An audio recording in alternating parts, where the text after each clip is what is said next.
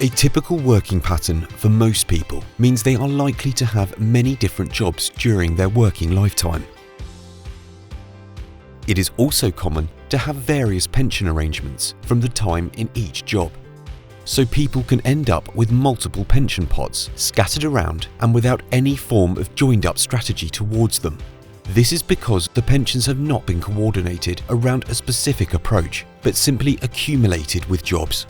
This, or something similar, may represent your position, and if it does, you may wish to consider consolidating your pensions.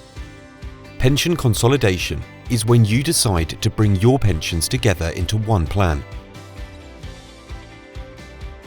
This can be attractive and comes with several possible advantages.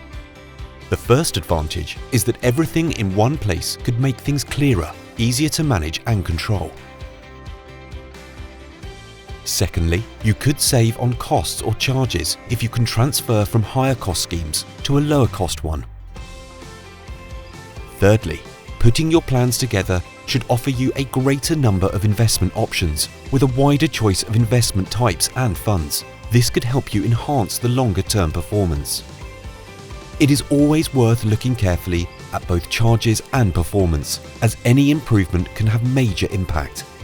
Take the example of a pension which has £10,000 as its current value, with charges attached to it of 2% per year.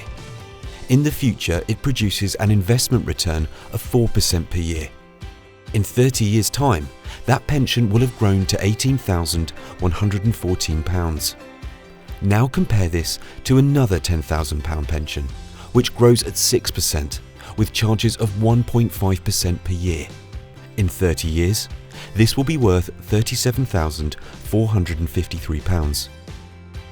Consolidating combines easier management, less paperwork, less to keep track of, with potentially better overall terms. To consolidate past pensions into one plan is often attractive, but before doing so, you should be wary of some potential disadvantages. If any of your pensions were a defined benefit pension scheme, they would probably have a minimum or guaranteed income at retirement, which is difficult to replace, and you should generally be very cautious about moving this type of pension.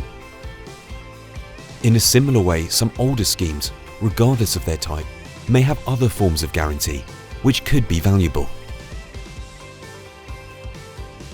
And many older schemes of any type could have transfer penalties, which would mean you pay a cost for moving them to your new scheme. You will note that this is not a simple decision because the devil is in the detail, and whether to transfer any pension, whether consolidation is a good or bad idea, is very much dependent on your specific circumstances.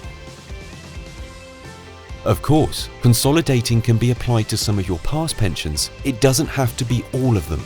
For example, if you have 5 old pensions, there is nothing to stop you merging 4 and leaving one where it is, possibly because of its guarantees, which you would want to keep. There are many times when consolidating makes perfect sense, but it is not always the case, and you should carefully check the terms on your past pensions and use an expert to help and advise you.